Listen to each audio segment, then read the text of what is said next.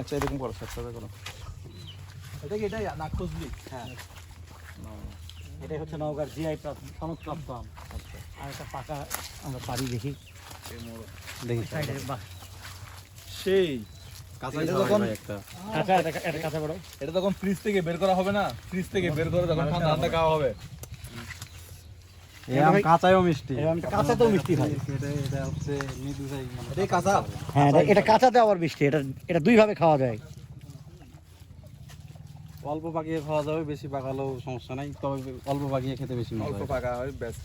বেশি পাকালে একটু ভাই এটা টেস্ট করেন কেমন, কাঁচাতে কিরকম টেস্ট দেখেন। কাঁচাতে তো আম টক হয়, তো ওই যে ওটা দেখলাম ল্যাংড়া, ওটা টক।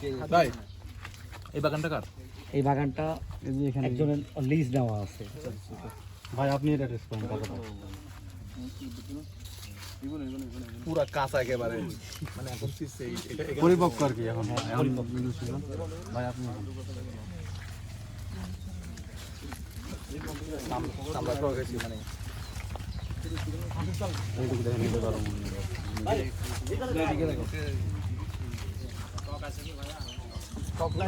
আচ্ছা মিষ্টি এটা কাঁচাই খাওয়া যাবে, কোনো প্রবলেম নাই।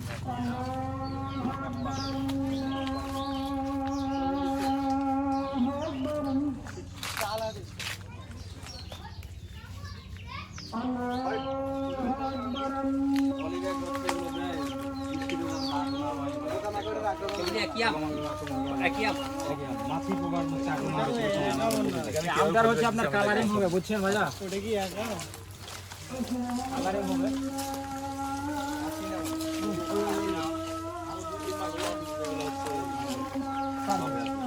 একদম সিজনের শেষ দিকে আসবে।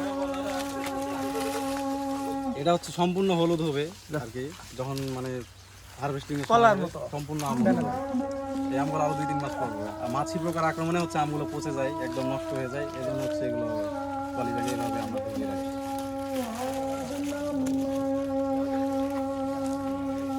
পলিব্যাগে মনে হয় এটা দিলে হলে কীটনাশক স্প্রে করা লাগে না আর কি, মানে মাসে 1-2 বার দিলেই হচ্ছে আমরা অনেক ভালো পাই। হচ্ছে একদম ন্যাচারাল থাকবে, কোনো প্রকার মেডিসিন কেমিক্যাল কোনো স্প্রে করবে না, নিরাপদ আম যেটাকে বলা হয়।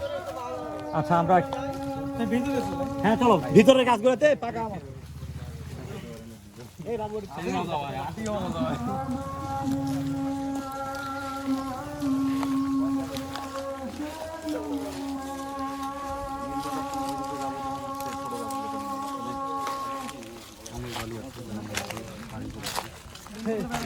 মনে হচ্ছে না যেটা আম, কিন্তু এটা হচ্ছে ল্যাংড়া আম।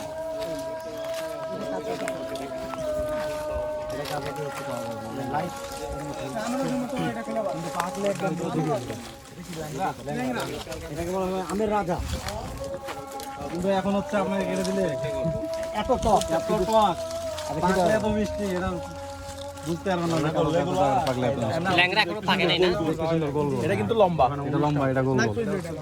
একটা করবো না কেটে কেটে নাক লম্বা হয়। এটা দেখেন এদিকে